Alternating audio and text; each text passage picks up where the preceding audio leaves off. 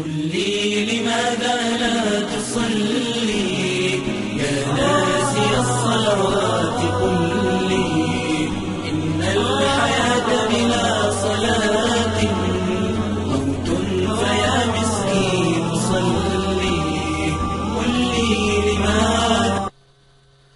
بسم الله الرحمن الرحيم، وبه نستعين، والصلاة والسلام على أشرف الأنبياء والمرسلين سيدنا محمد وعلى آله وصحبه وسلم ومن اتبعهم بإحسان إلى يوم الدين، وبعد. إخوتي في الله، السلام عليكم ورحمة الله وبركاته.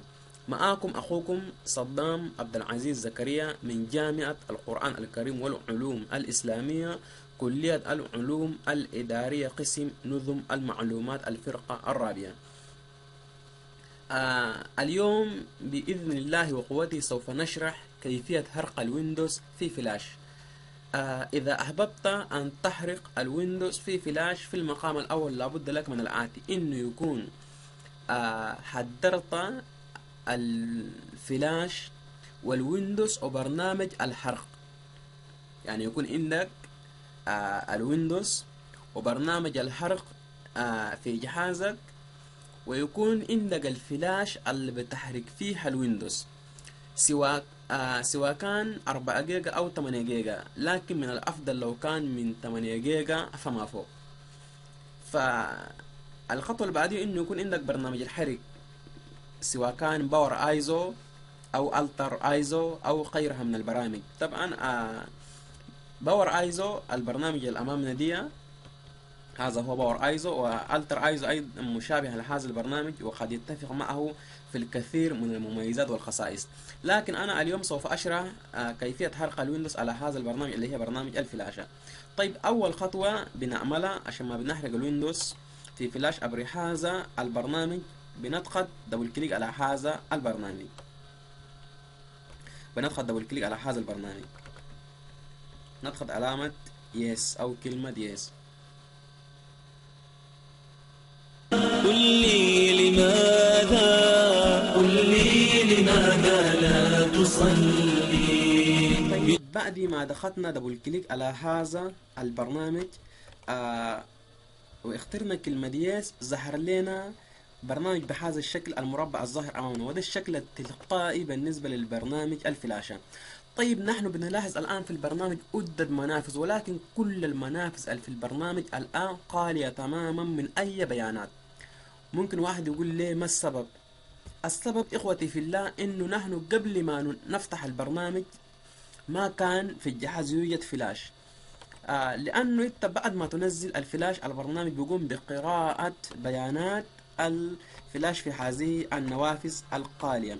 ولو إنك أنت نزلت الفلاش من ثم فتحت البرنامج تلقائيا، تجد البرنامج قام بقراءة بيانات الفلاش في هذه المنافذ.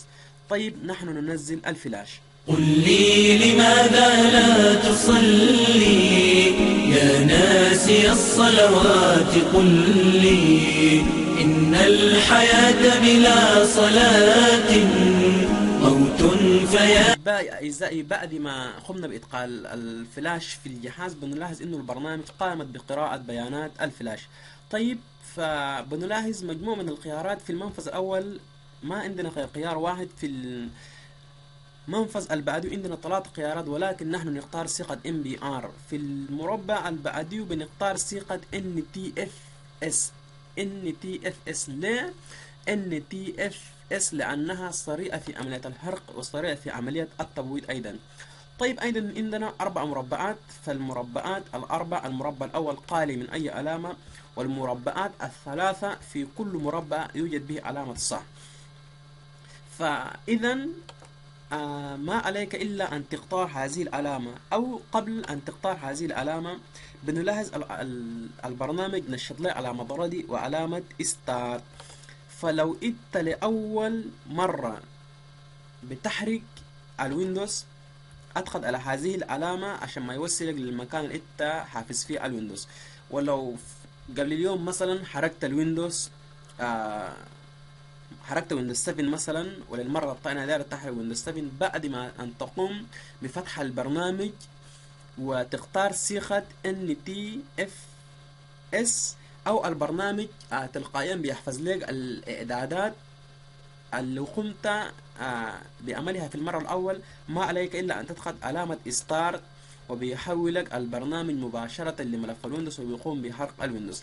ولكن إذا كنت لأول مرة بتحرق الويندوز ما عليك إلا أن تضغط في هذه العلامة، ما عليك إلا أن تضغط في هذه العلامة. قل لي لماذا، قل لي. كما قلنا ما عليك إلا أن تضغط في هذه العلامة. كما قلنا لو أنت قبل اليوم قمت بعملية الحرق فالبرنامج بيحفظ لك تلقائيا الإعدادات اللي كانت في المرة الأول. ولكن لو لأول مرة أنت بتقوم بعملية الحرق بيفتح لك في ملفات دوكومنت، بيفتح لك بهذا الكيفية. فما عليك إلا أن تقوم بالبحث عن الويندوز في الملف اللي أنت وضعت فيها الويندوز. إذا نحن بنبحث عن ملفنا أو عن الويندوز في أي مسار.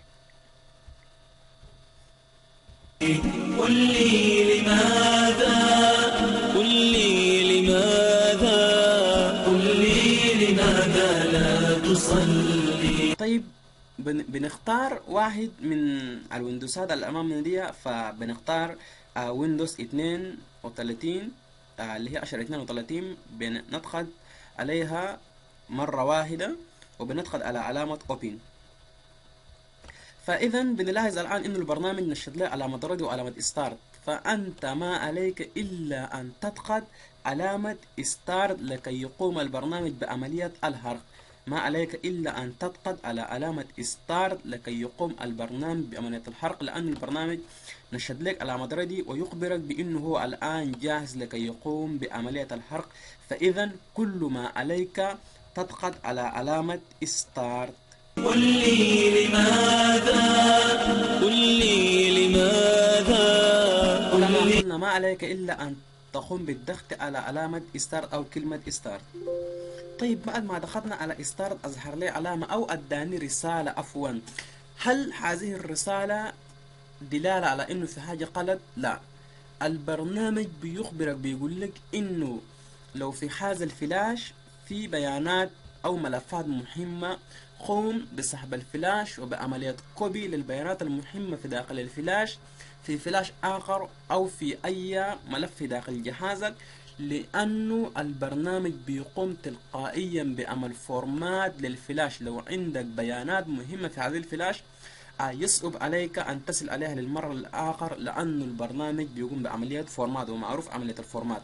فلذا في المقام الأول تأكد إنه فلاشك ما فيه أي بيانات مهمة، من ثم قم بالضغط على علامة أوكي لكي يبدأ البرنامج بالحرق. قل لي لماذا، قل لي لماذا، قل لي. طيب بعد ما دخلنا على أوكي بنلاحظ إنه البرنامج الآن بيعيد نفسه لكي يفرمت الفلاش. بنلاحظ إنه الآن البرنامج بيقول لك فورماتينج NTFS، دي الصيغة اللي نحن اخترناها وقلنا بأنها أفضل الصيغ. فالآن البرنامج قال لك creating file system. لقى البرنامج الآن هو قام بعملية إنشاء ملفات بالنسبة للسيستم اللي هي الويندوز. فما عليك إلا أن تنتظر قليلا. نشد لك أيضا copying ISO files.